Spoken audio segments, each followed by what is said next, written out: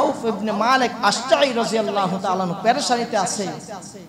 আল্লাহর নবীর কাছে গিয়ে বলতেছে, ইয়া রাসূলুল্লাহ, ইয়া হাবিবাল্লাহ, ওগো আল্লাহর পয়গম্বর, আমার সন্তান ঘরের ভিতরে ইনকাম করার আমার জন্য আমার সন্তানই যথেষ্ট ছিল, আমার সন্তানই কাজকর্ম করত।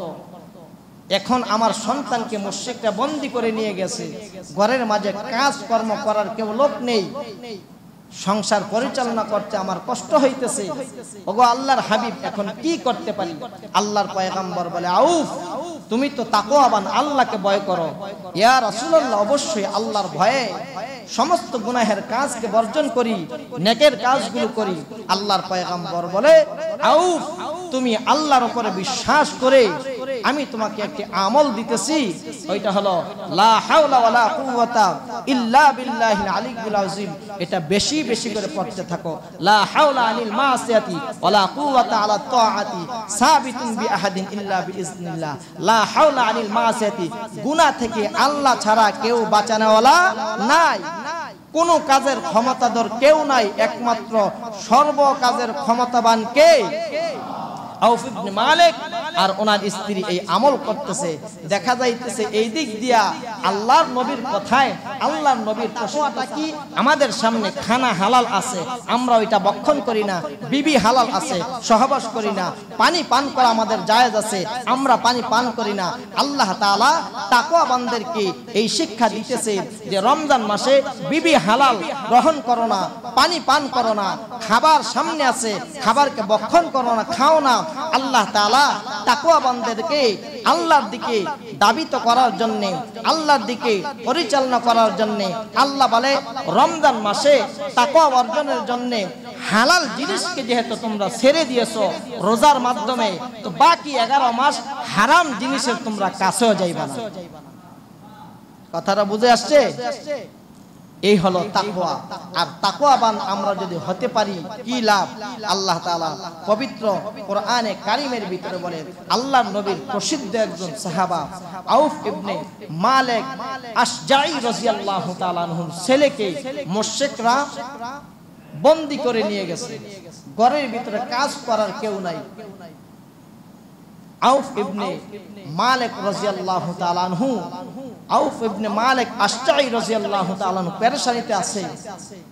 আল্লাহর নবীর কাছে গিয়ে বলতেছে, ইয়া রাসূলুল্লাহ, ইয়া হাবিবাল্লাহ, ওগো আল্লাহর পয়গম্বর, আমার সন্তান ঘরের ভিতরে ইনকাম করার আমার জন্য আমার সন্তানই যথেষ্ট ছিল, আমার সন্তানই কাজকর্ম করত।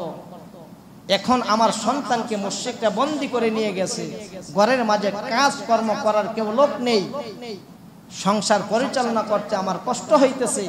ওগো আল্লাহর হাবিব, এখন কি করতে পারি? আল্লাহর পয়গম্বর বলে, আউফ, তুমি তো তাকওয়াবান, আল্লাহকে ভয় করো। ইয়া রাসূলুল্লাহ, অবশ্যই আল্লাহর ভয়ে সমস্ত গুনাহের কাজকে বর্জন করি, নেকের কাজগুলো করি। আল্লাহর পয়গম্বর বলে, আউফ, তুমি আল্লাহর উপরে বিশ্বাস করে আমি তোমাকে একটি আমল দিতেছি, ওইটা হলো লা হাওলা ওয়ালা কুওয়াতা ইল্লা বিল্লাহিল আলিয়্যিল আযীম। এটা বেশি বেশি করে পড়তে থাকো। লা হাওলা আনিল মাসিয়াতি ওয়ালা কুওয়াতা আলা তাআতি সাবিতুন বিআহাদিন ইল্লা বিইজনিল্লাহ। লা হাওলা আনিল মাসিয়াতি, গুনাহ থেকে আল্লাহ ছাড়া কেউ বাঁচানোওয়ালা নাই, কোন কাজের ক্ষমতাধর কেউ নাই, একমাত্র সর্ব কাজের ক্ষমতাবান কে? আউফ ইবনে মালিক আর ওনার স্ত্রী এই আমল করতেছে। দেখা যাইতেছে এই দিক দিয়া আল্লাহর নবীর কথায়, আল্লাহর নবীর প্রসিদ্ধ সাহাবী আমল করে, আর ওই দিক দিয়ে মুশরিকদের উপরে অ্যাকশন শুরু হয়ে গেছে, সবার প্যারালাইসিস হয়ে গেছে, স্ট্রোক করছে, কেউ আর কোনো কিছু করতে পারে না। আউফ ইবনে মালিক রাদিয়াল্লাহু তাআলা আনহুর ছেলে ওই আস্তে আস্তে করে ওনার বাদনগুলো খুলে গেছে, মুক্ত হয়ে গেছে। এখন চিন্তা ভাবনা করলো, কয়েকদিন যাবত যেহেতু কাজকর্ম করতে পারি নাই, বাসায় খাবার দাবারের ব্যবস্থা নাই, এখন কি করা যায়? আউফ ইবনে মালিক রাদিয়াল্লাহু তাআলা আনহু ছেলে আশেপাশে তাকায় দেখে ওই মুশরিকদের 4000 বকরির পাল আছে। আল্লাহওয়ালা তো তাকওয়াবান, আল্লাহর পাগল, দিনদার, নেককার আল্লাহর জন্য হয়ে গেছে, তো আল্লাহ ওনাদের জন্য হয়ে গেছে। বকরির পালদেরকে ডাক দিয়ে বলতেছে, চল এই মুশরিকদের বকরি, আমরা মুসলমান ইমানদার আল্লাহর গোলাম, আমাদের খেদমতের জন্য আমার বাড়িতে চল। দেখা গেছে আউফ ইবনে মালিক রাদিয়াল্লাহু তাআলা আনহুর ছেলে 4000 বকরি বাড়িতে নিয়ে চলে আসছে। আল্লাহ তাআলা এই আউফ ইবনে মালিক রাদিয়াল্লাহু তাআলা আনহুর শানে কোরআনে কারীমের আয়াত আল্লাহ নাযিল করে দিয়েছে, ওয়া মান ইয়াত্তাকিল্লাহা ইয়াজআল লাহু মাখরাজা ওয়া ইয়ারযুকুহু মিন হাইসু লা ইয়াহতাসিব। কোন ব্যক্তি যদি আল্লাহকে ভয় করে, তাকওয়াবান হয়, মুত্তাকি হয়, পরহেজগার হয়, আল্লাহ তাআলা ওর ধারণার বাহির থেকে আল্লাহর পক্ষ থেকে আল্লাহ তাআলা রিজিকের ফয়সালা করে। সুবহানাল্লাহ।